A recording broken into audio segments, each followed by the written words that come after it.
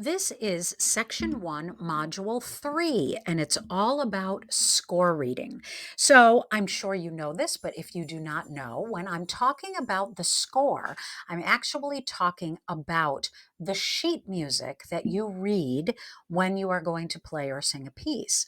So the score is a roadmap for the musical performance. Okay, so it serves as the critical tool for the performer that gives you all of the essential information that you need in order to interpret and execute the piece of music effectively.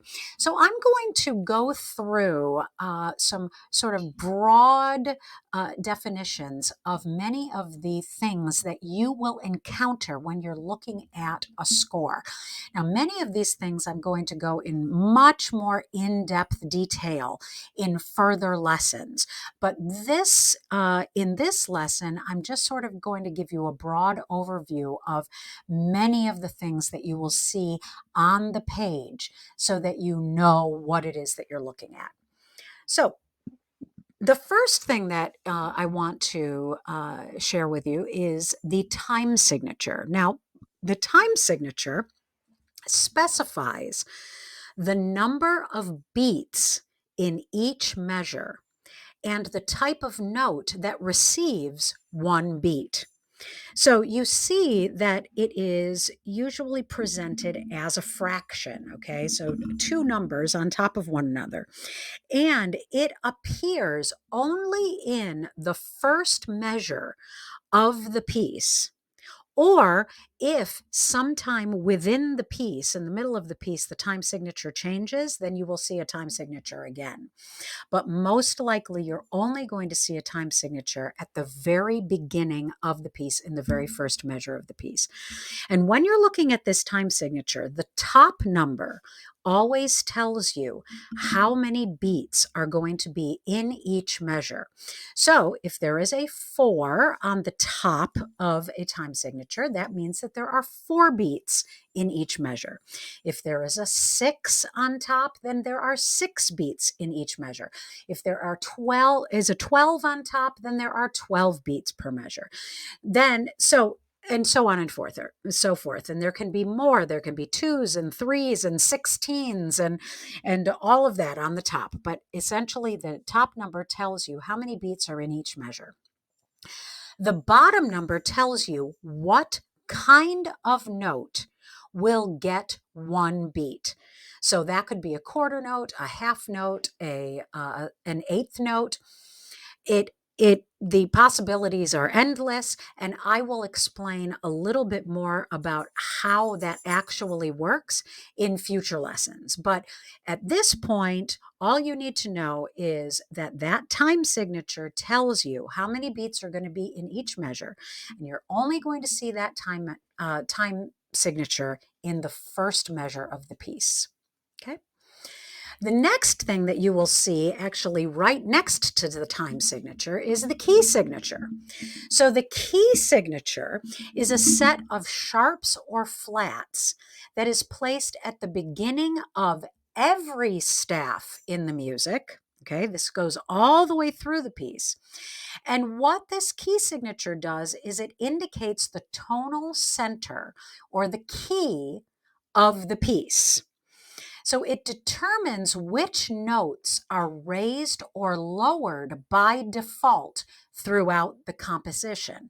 So the reason that a key signature exists is so that you don't have to put accidentals next to every pitch that is altered. Okay, that would make the score look very, very messy.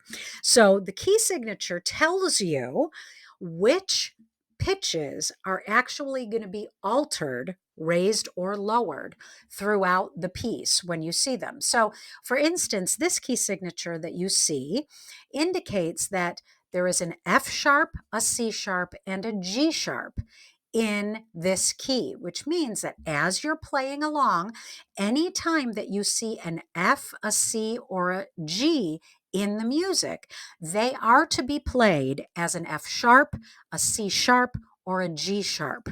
okay, unless otherwise indicated. I mean, you might see a G natural, okay, and that is an alteration from the key signature.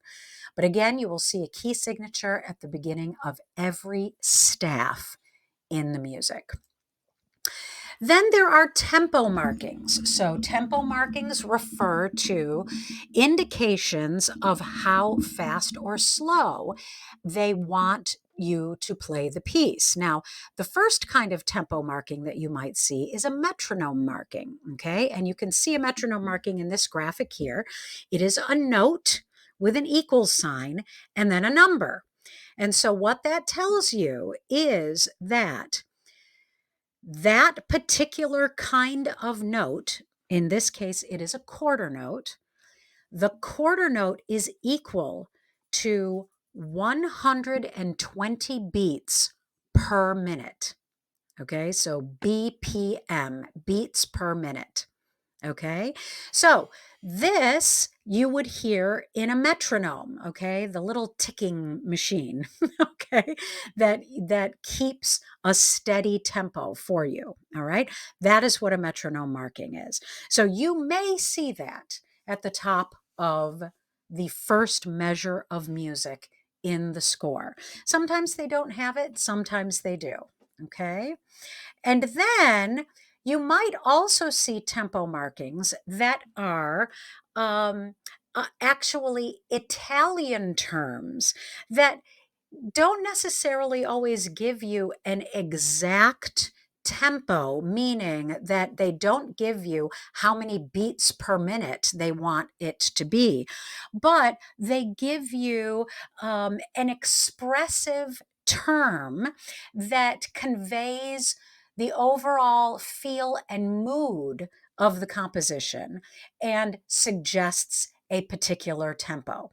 So, for instance, there are 4 tempo markings. I mean, there are many, many tempo markings, but I'm just going to give you an idea of 4 of some of the most common tempo markings. The first one is adagio, which you actually see here in this graphic. But adagio is uh, it's defined as slow and leisurely. And how that translates into a metronome marking, that might be anywhere between, say, 40 and 60 beats per minute. Okay. Then there's andante. Andante is described as at a walking pace or moderately slow. And so that would be perhaps anywhere between maybe 73 and 77 beats per minute. Then there's moderato. So moderato is defined as at a moderate tempo. And so that is maybe between 86 and 97 beats per minute. And then there is allegro. So allegro means fast, cheerful, and lively. And so that might be anywhere between 109 and 132 beats per minute. Okay, so in addition to these basic tempo markings, composers might also use modifiers to provide more specific instructions. So there might be something like allegro moderato. So that is fast and cheerful, but it's moderately fast and cheerful.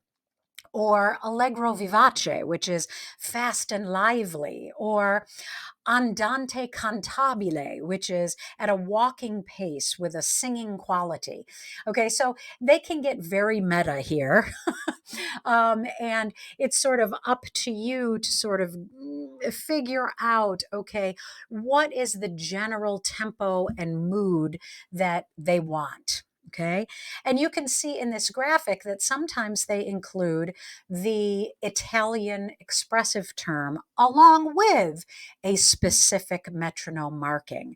And so that will that will help clarify what it is that you want to do. Now, it's important to note that tempo markings are not always exact. Okay, so it's up to you as the performer to use your interpretation and artistic judgment to give the piece its unique character within the specified tempo range. And then that will give you a clue.